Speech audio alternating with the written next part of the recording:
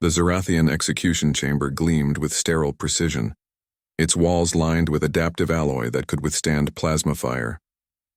Commander Velkoth watched through the observation window as his soldiers positioned themselves, their quantum rifles humming with lethal energy. In the center of the chamber stood the human. She was young, barely into her second decade by Zarathian estimates. Her designation was Corporal Maya Chen, though the troops had taken to calling her something else entirely. The Deathworld girl. Velkoth had reviewed her file a dozen times, still struggling to comprehend how a species from such a hostile planet had managed to spread across 3 sectors. Earth. The name alone made seasoned warriors shudder. A world where the atmosphere could kill with microscopic invaders, where the star's radiation bombarded the surface daily, where massive predators roamed freely, and the very ground could split open and swallow cities. The humans called it home. "Firing squad ready, Commander," his aide reported, mandibles clicking nervously. Maya stood without restraints. The Zarathians had learned that lesson the hard way. The first set of quantum lock shackles had been broken when she'd simply flexed her wrist in a particular way, snapping reinforced bonds designed to hold creatures 3 times her mass. The second set had been chemically dissolved, apparently. Human sweat was mildly corrosive to their alloy compounds when given enough time.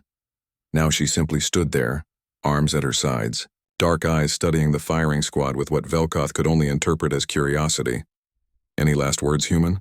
Velkoth's voice echoed through the chamber's speakers. Maya tilted her head, a gesture that reminded him disturbingly of Earth's apex predators analyzing prey.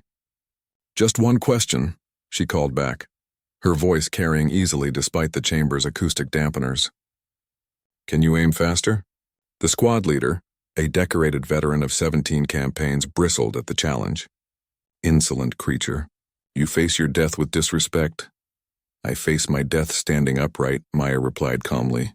"On my world, that's called Tuesday." Velkoth had studied human psychology extensively since their first contact 5 cycles ago. They used something called humor to cope with stress, a bizarre evolutionary adaptation that somehow made them more effective under pressure rather than less. He'd seen the recordings from the Battle of Proxima's Edge, where human soldiers had laughed and traded jokes even as their ship's hull breached around them, continuing to fight in vacuum until rescue arrived. "Execute," he commanded. The firing squad discharged as one, 12 quantum rifles releasing concentrated death. The beams, each capable of atomizing a Zarathian in their battle armor, struck Maya center mass. She staggered backward 3 steps. Then she straightened up, smoke rising from her scorched combat vest, and looked down at the glowing impact points. That actually stung a bit. The silence in the observation room was absolute. "Impossible," Velkoth's aide whispered. "The energy output, the dispersal pattern, nothing organic should survive." But Maya wasn't just surviving. She was rolling her shoulders experimentally as if working out a muscle cramp. "You know what's funny?" she said conversationally. "My homeworld has these things called jellyfish. Transparent little blobs in the ocean.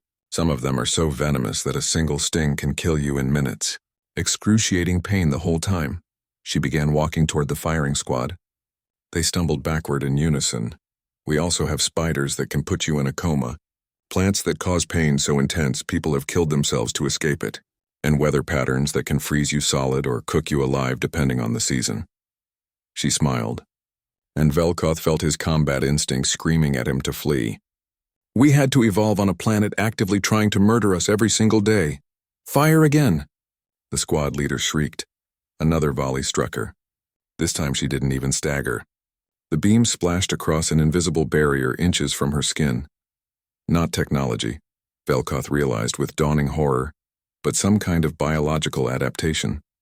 Humans generated electromagnetic fields as part of their neural activity. Had this one somehow learned to amplify hers?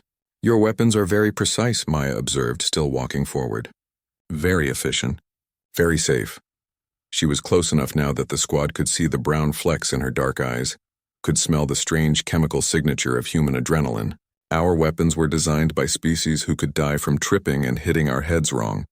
We had to make them really effective, fast." Her hand moved in a blur, combat reflex speed that shouldn't have been possible for a bipedal organism. She'd somehow concealed a human firearm in her boot, a primitive chemical propellant weapon, that Zarathian scanners had dismissed as non-threatening. The sharp cracks of gunfire echoed through the chamber, not quantum precise, not elegant. Just brutal kinetic force that punched through Zarathian carapaces like they were decorative shells. The firing squad collapsed. Maya walked to the observation window, looking directly at Velkoth.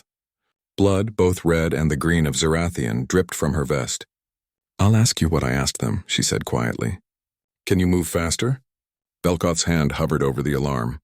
His entire understanding of human limitations had just been shattered. They'd captured her during a raid, assumed her injured and weakened. They'd been catastrophically wrong. How? He managed to ask. "You picked the wrong human to execute, Commander," Maya replied. "You picked someone from Australia." Even among humans, Velkoth knew, Australians had a reputation. They came from a continent island where evolution had apparently hosted a convention for every deadly organism on the planet.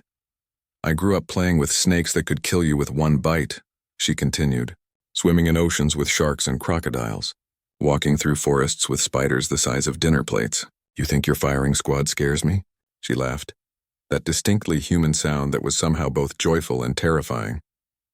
"Commander, I survived childhood. This is nothing." She placed her palm against the observation window and cracks spiderwebbed through the supposedly unbreakable material. "Now," Maya said, her smile never wavering, "I believe I have some fellow humans to rescue from your detention level. You can either show me the way or I'll find it myself. Your choice. But I should warn you." Her fist punched through the window in an explosion of crystalline shards. "I'm done asking nicely." As alarms blared and Maya disappeared into the facility's corridors, Velkoth finally understood the reports he'd dismissed as exaggeration. Humans weren't just from a Deathworld. They were Deathworld refined. Evolution's answer to a planet that had thrown everything at a species and watched them adapt. Overcome and somehow develop a sense of humor about it. He reached for the facility-wide communicator. "All forces retreat to safe rooms. Lock them down. Do not engage the human." "Commander?" his aide asked, confused. "She asked if we could aim faster," Velkoth said quietly, watching Maya's heat signature move through the corridors at impossible speed. "We should have asked if we could run faster." In the distance, more gunfire echoed, followed by very human, very Australian laughter. ND